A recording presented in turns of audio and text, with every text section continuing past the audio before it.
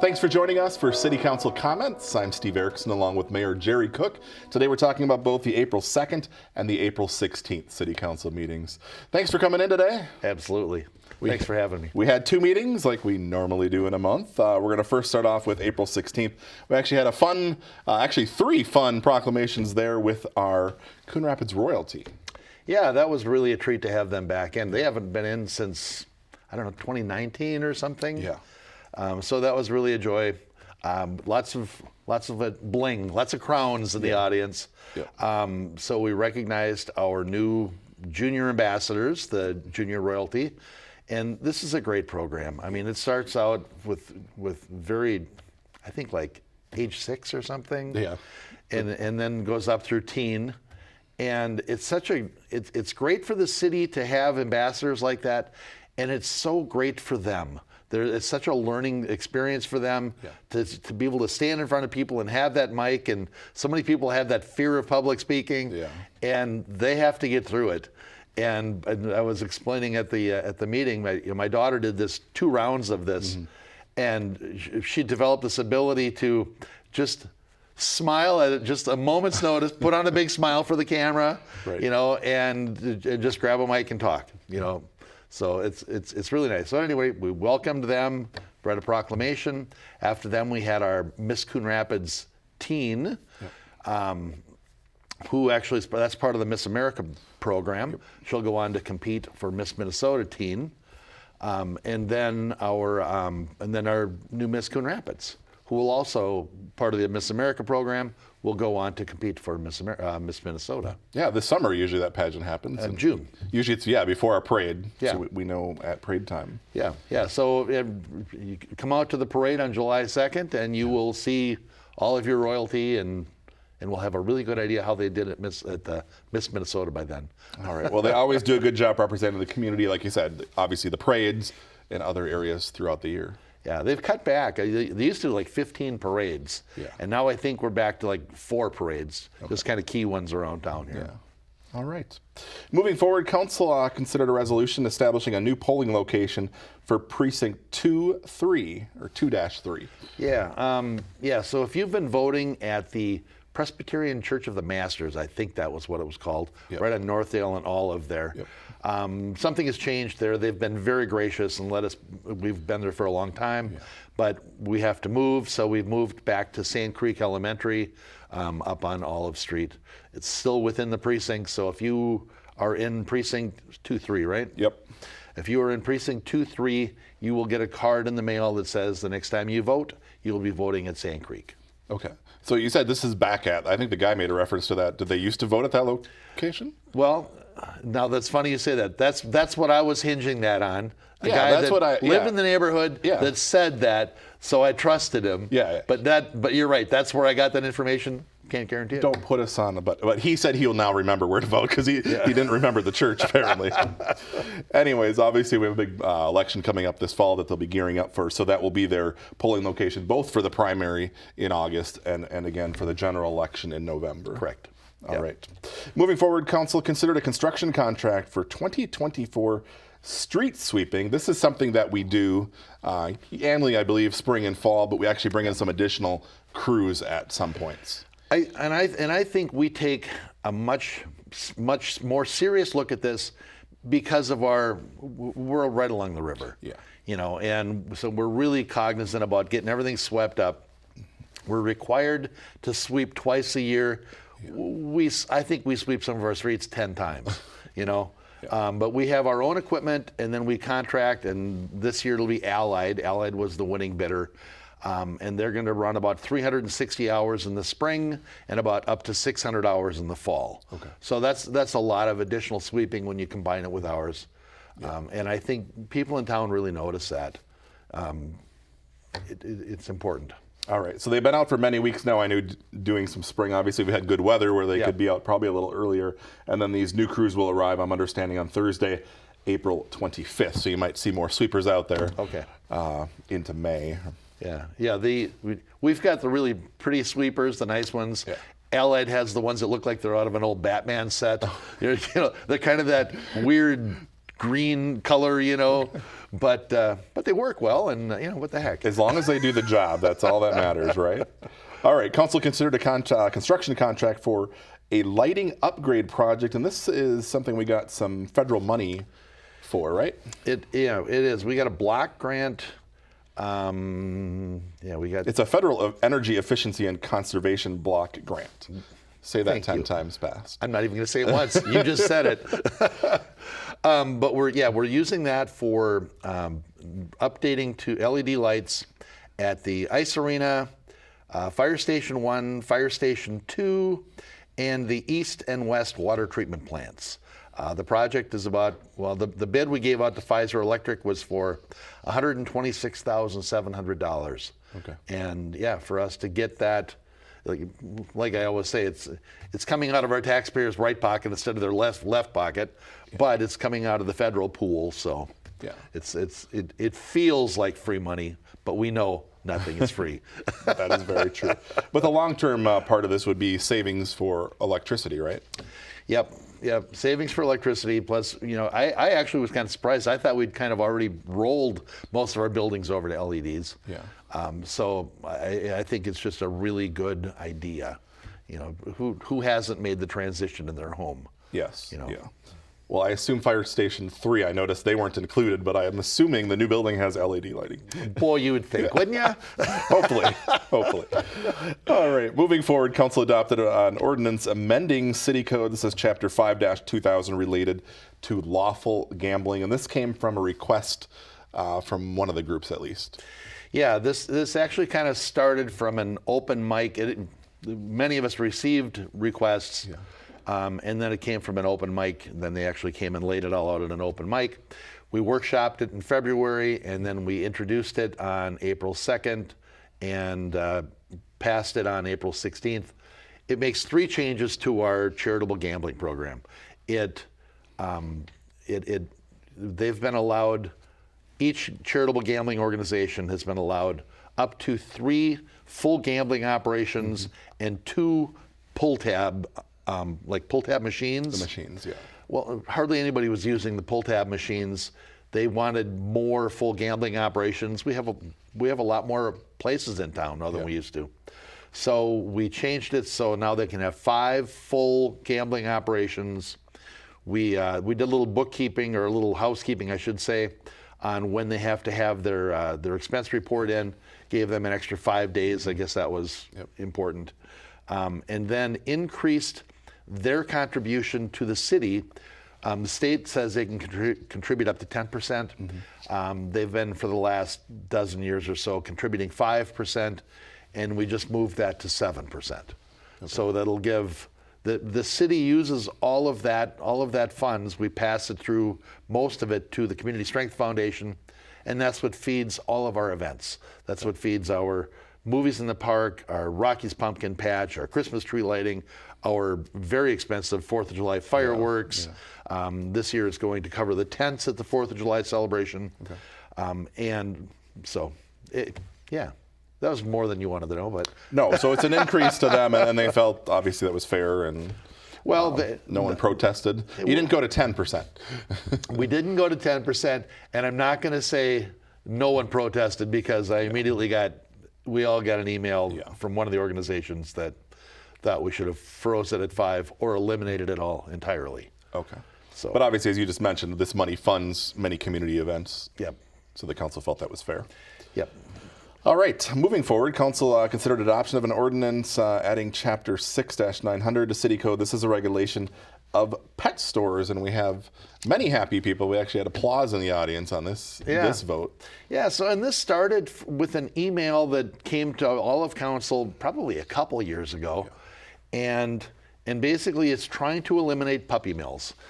So it makes it so that major pet stores can't sell puppies in there, because primarily those come from breeding farms, and there's health issues. There's all kinds of things that can come with that. Yeah. We all looked at it and it was like, well, this seems pretty non-controversial.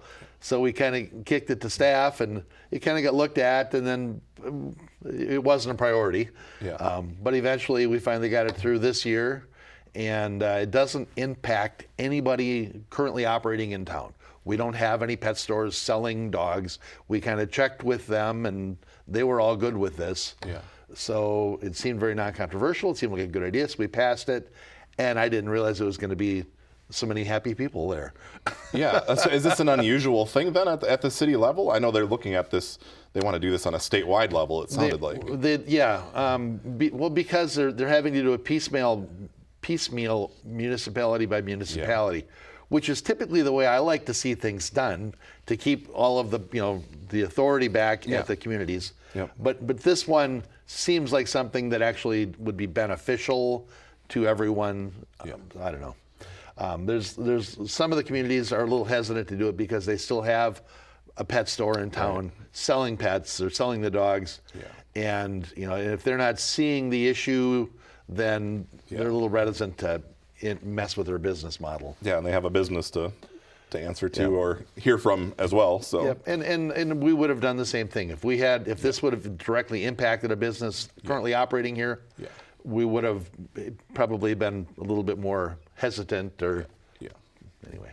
All right. Well, maybe this will be a model for communities to come. Yeah. All right. So moving forward, under new business, Council considered a new memorandum of understanding with the Anoka-Hennepin School District. This relates to our school liaison program. This is something that, if you haven't been watching, obviously you've heard about this in the last year or so. The short answer is, so many things have come out of our legislature. Push it through, fix it later. And this is one of them.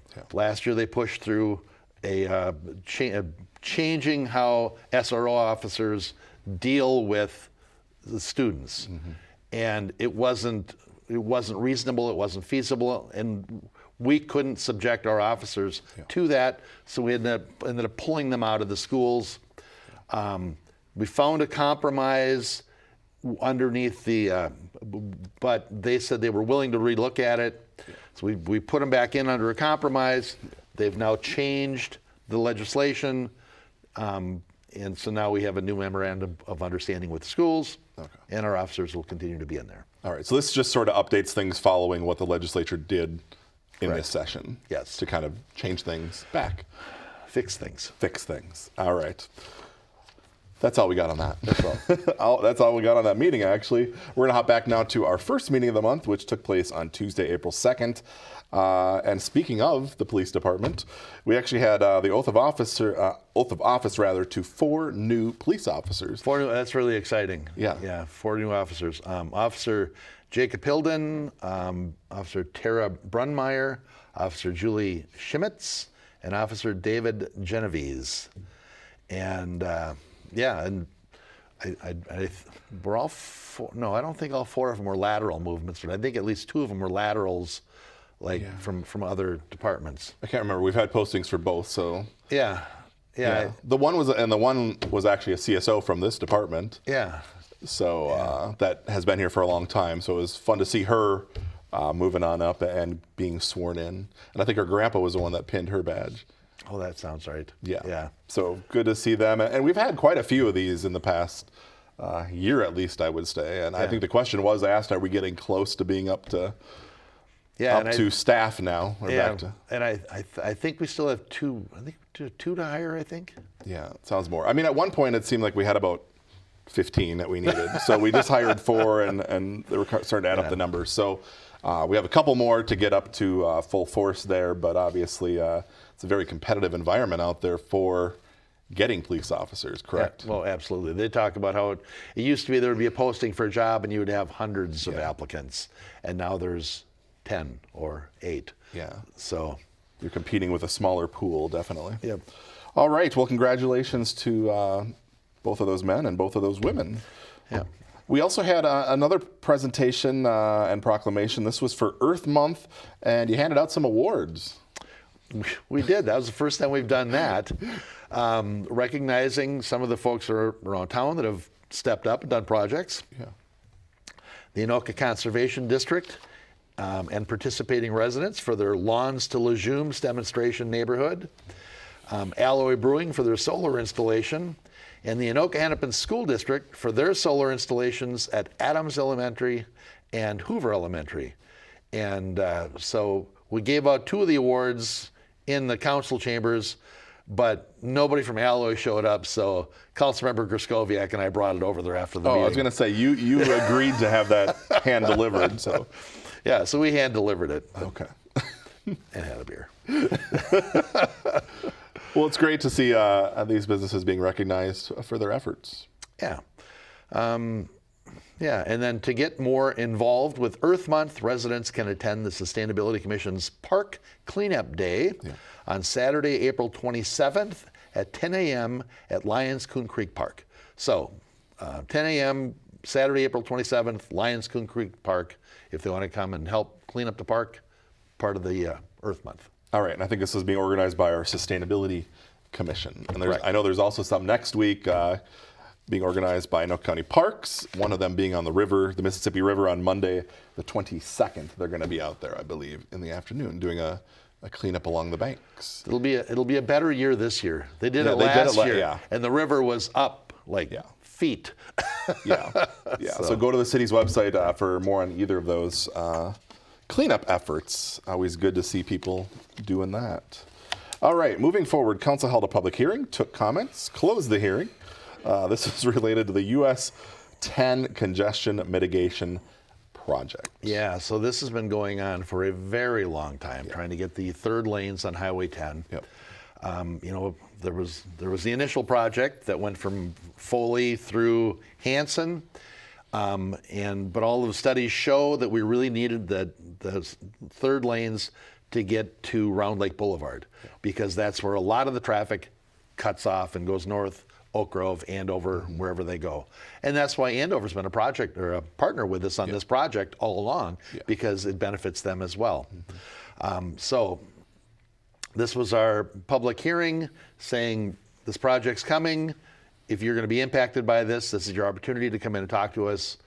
And this kind of came out of the environmental assessment worksheet, right? Right. Because there's a specific period, whether that's 3 to 4 weeks, where people can comment on it.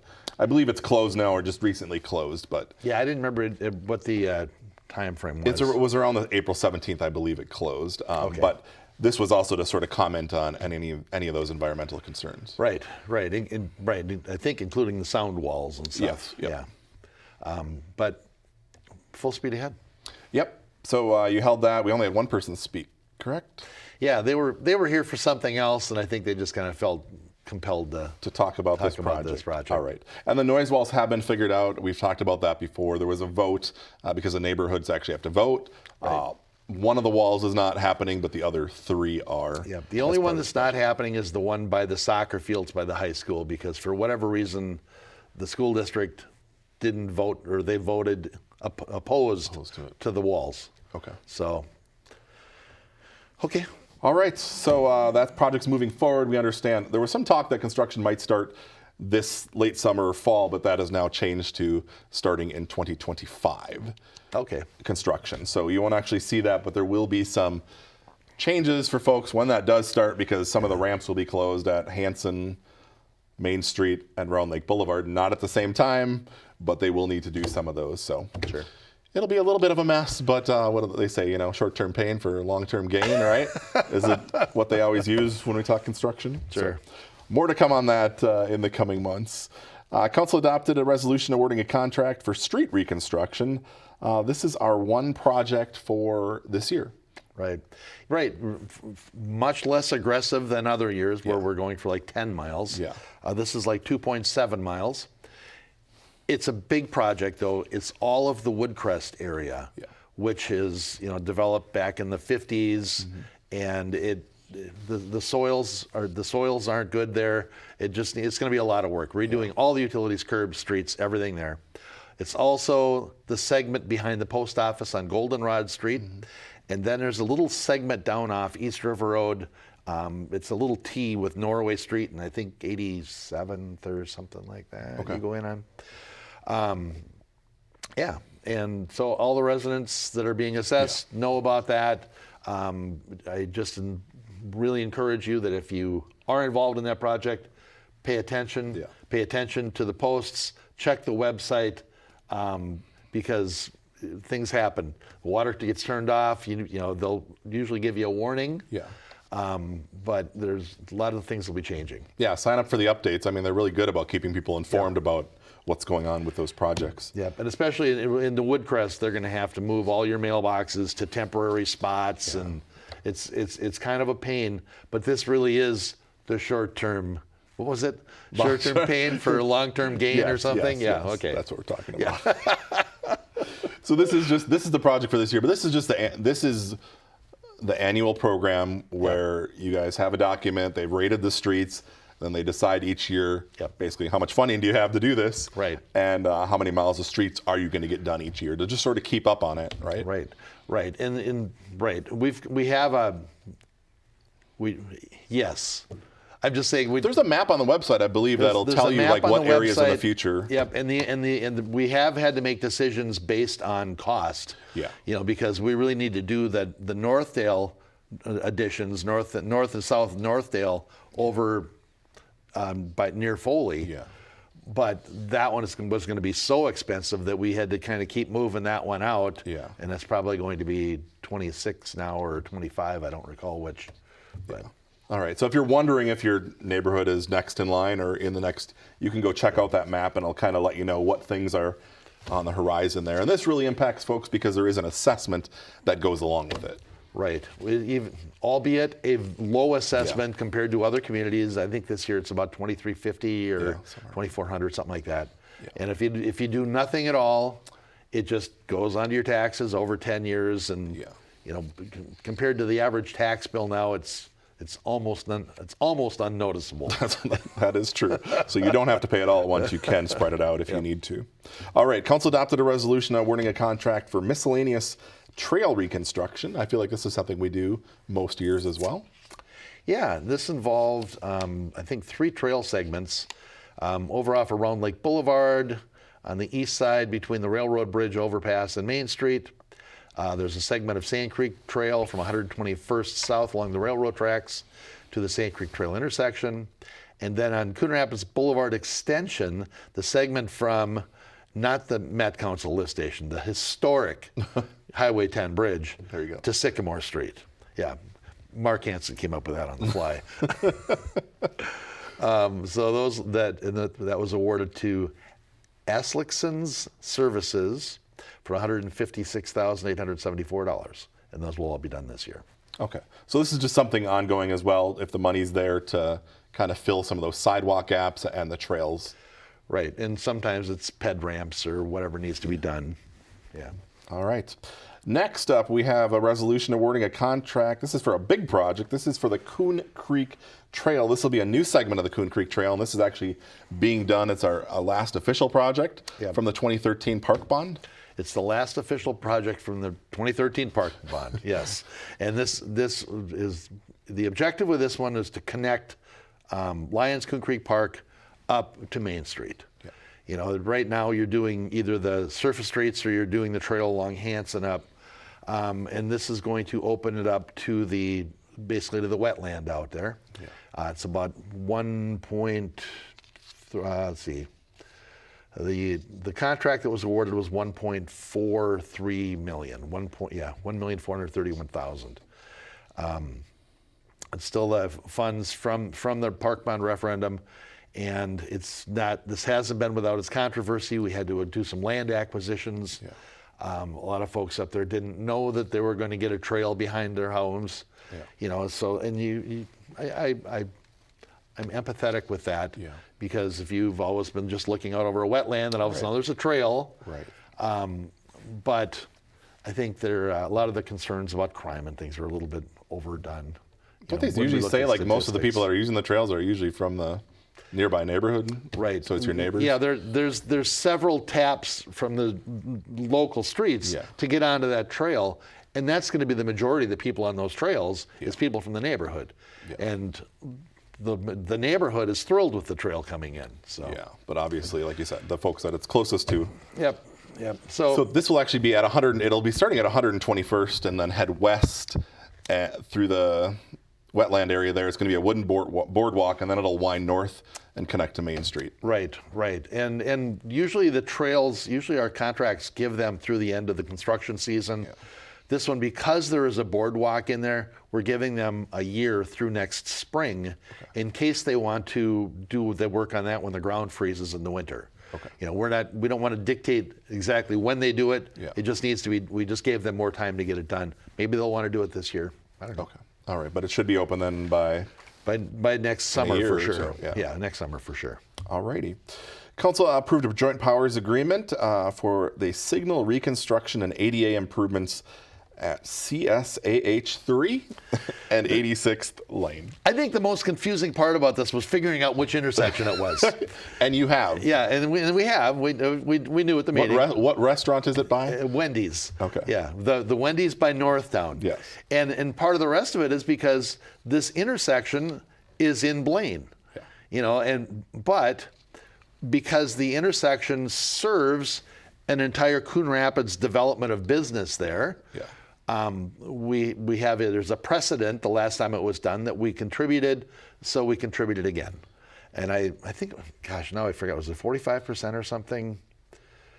But this is called, I believe, the shops that we're talking about that are in Coon Rapids is Northtown Village, right? Is it Northtown Village or is it Coon Rapids Village? It's something village. I feel like, so don't. Yeah, but it's got all the businesses where it's Planet Fitness. It's Savers. Yeah. It's the new gun range. It's Urban Air. There's Wendy's. And all those in that mall are Coon Rapids all addresses, those right? in the mall are Coon Rapids. Yeah. And then the line kind of cuts across KFC and Wendy's, where actually I think they might be in Coon Rapids as well.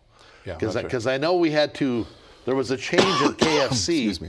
There was a change at KFC one time, and they had to get permission from Coon Rapids and from Blaine, because it's in both. Always gets a little dicey on those border areas. Yeah, but geographically, whether it's all in Blaine or not, it serves a bunch of Coon Rapids business, so we definitely needed to contribute, and we're part of the joint powers agreement on that.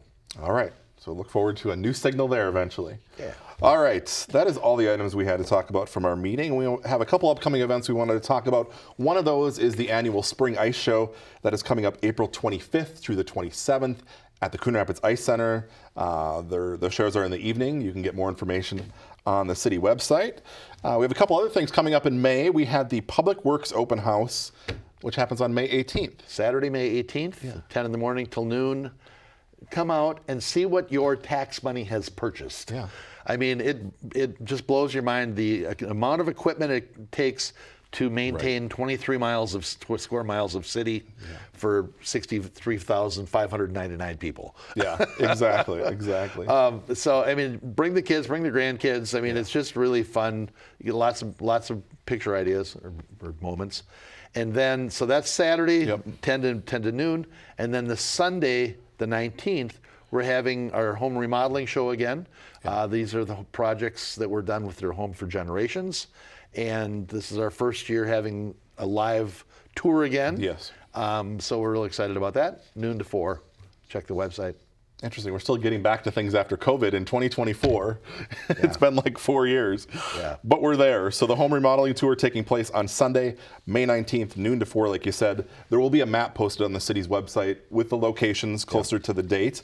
You can find this information and a whole lot more in the city newsletter. Exactly. Yeah, put it up on camera here. There you go. This was just mailed out the beginning of April, so you should have gotten it by now. It's full of a lot of good information, upcoming dates. If you didn't get it, you can get copies at City Hall, or you can read the virtual copy online. Go through the newsletter with your calendar in hand, because everything that's going on is in there, and it's just very, it really keeps you informed. 20 pages, more than we have time to read on this show. Because I think we're out of time. We are. We gotta go. Thank you for being here today. Thank you at home for watching, and we'll see you back here again after our meetings in May.